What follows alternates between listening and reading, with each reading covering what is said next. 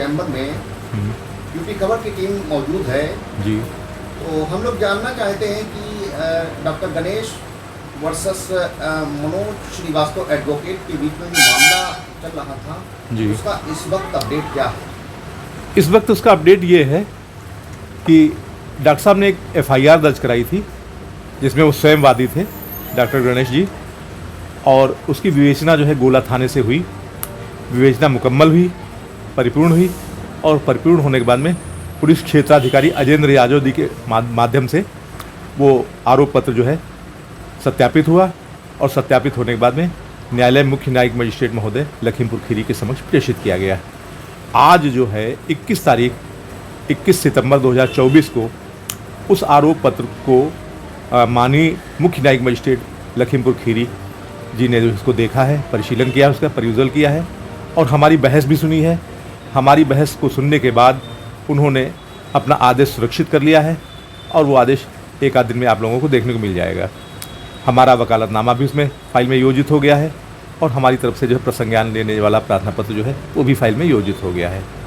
दूसरा अपडेट ये है कि जिस समय जो ये वारदात हुई थी उस समय सबसे ज़्यादा जो चुटहिल हुए थे वो डॉक्टर साहब के जो है सहयोगी थे योगेश कुमार जी, और योगेश कुमार जी ने मनोज श्रीवास्तव एडवोकेट के रजिस्ट्रेशन को निरस्त करने के लिए एक याचिका, एक कंप्लेंट, एक परिवार जो है माननीय bar council of Uttar Pradesh के समक्ष प्रस्तुत किया था, जिसमें मैं वकील था, और उसमें हम लोगों ने भरोसा दिया है। पवन कुमार दुबे याचिकाकर्ता एक पवन कुमार दुबे हैं, और उनकी याचिका पर इलाहाबाद हाई कोर्ट के न्यायमूर्ति SD सिंह और न्यायमूर्ति विनोद दिवाकर जी ने एक फ़ैसला दिया है बार काउंसिल को, और वो फैसला जो है यूनिवर्सल फैसला है कि किसी भी अधिवक्ता के रजिस्ट्रेशन के लिए जिस तरीके से सरकारी नौकरियां होती हैं और उनमें भी जो है वेरिफिकेशन मांगा जाता है, पुलिस वेरिफिकेशन मांगा जाता है कि जो है कोई क्रिमिनल इतिहास तो नहीं है, कोई आपराधिक मुकदमा तो नहीं है, उसी तरीके से जो है पवन कुमार दुबे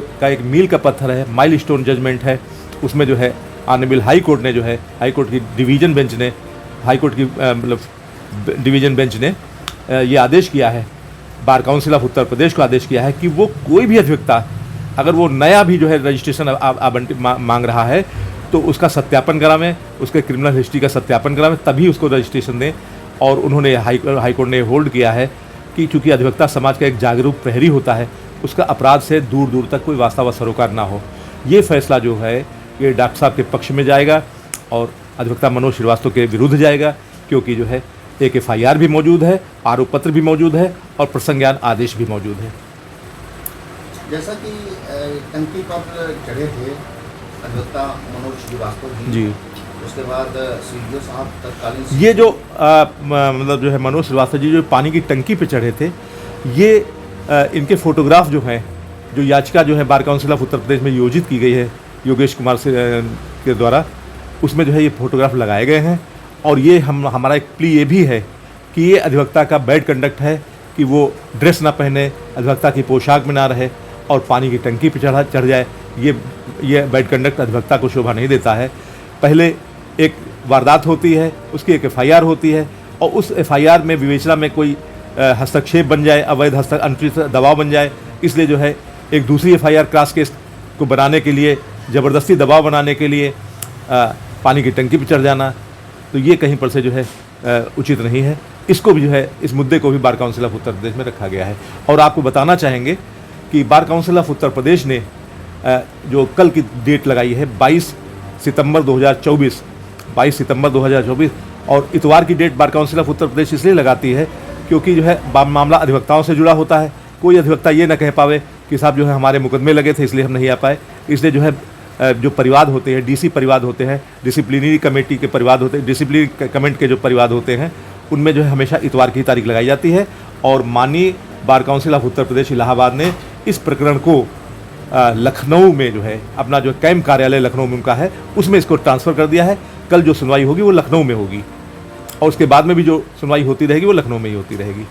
सवाल ये है, जिस दिन टंकी पर चढ़े थे जी अधिवक्ता मनोज श्रीवास्तव जी, उस दिन CDO साहब और मैं समझता हूँ एडिशनल SP भी यहाँ पर मौजूद थे।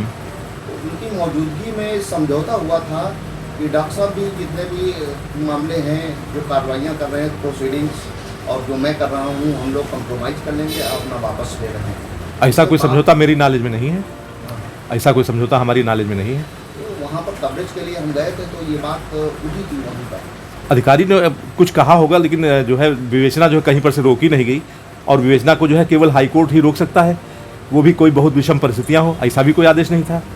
तो जो एक एफआईआर थी वो उसका जो कंक्लूजन या तो एफआर के रूप में जाता है या चार्जशीट के रूप में जाता है, और विवेचना में जो है साक्ष्य एकत्र किए गए, साक्ष्य एकत्र करने के बाद वादी और समय साक्षियों के बयान, चश्मदीदों के बयान, ये सब बयान संकलित करने के बाद में जो है विवेचक ने पाया, पुलिस क्षेत्राधिकारी ने पाया, उन्होंने परिवीक्षण में, पुलिस क्षेत्राधिकारी के परिवीक्षण में जो है बाकायदा एक जो विवेचना होती है, और विवेचना जो है अजेंद्र यादव जो पुलिस अधीक्षक यहाँ पुलिस उपाधीक्षक गोला के हैं, उनके द्वारा वो बाकायदा सत्यापित होकर के चार्जशीट जो है न्यायालय में जा रही है।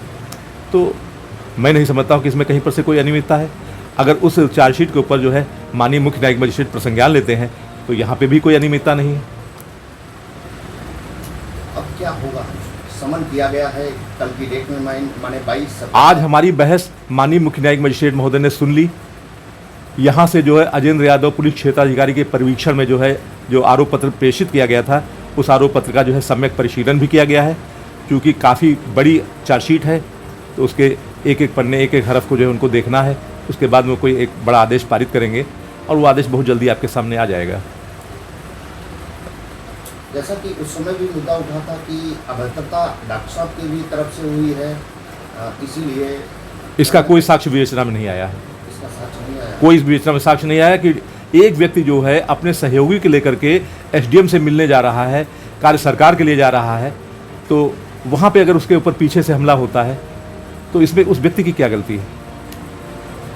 332 में प्रसंज्ञान लिया जाना है, 353 में प्रसंज्ञान लिया जाना है, और खतरनाक आयुधों से जो है घायल करना जो है, इसके लिए धारा 324 की बढ़ोतरी हुई विवेचना में, उस पर भी प्रसंज्ञान लिया जाना। बाकी अन्य धाराएं तो है ही हैं उसमें।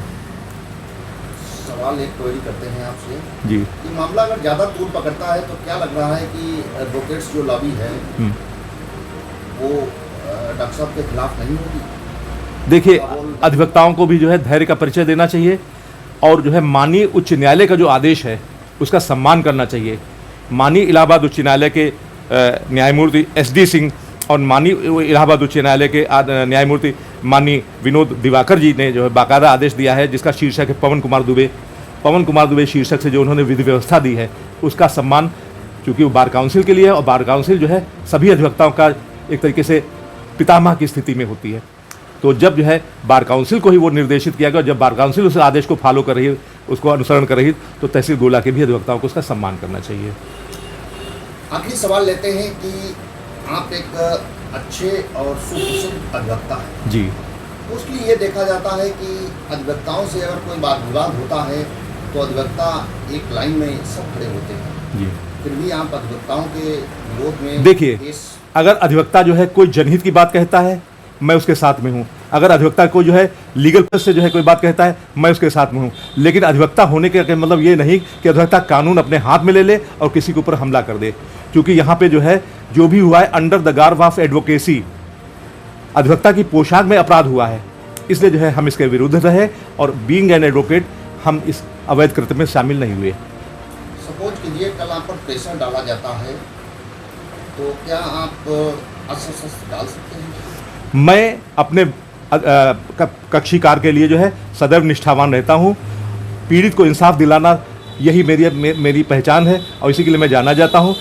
जब तक जो है डॉक्टर गणेश जी हम पर विश्वास करते रहेंगे, मैं उनको अंतिम समय तक जो है इनका साथ दूंगा और उनको इंसाफ दिलाऊंगा।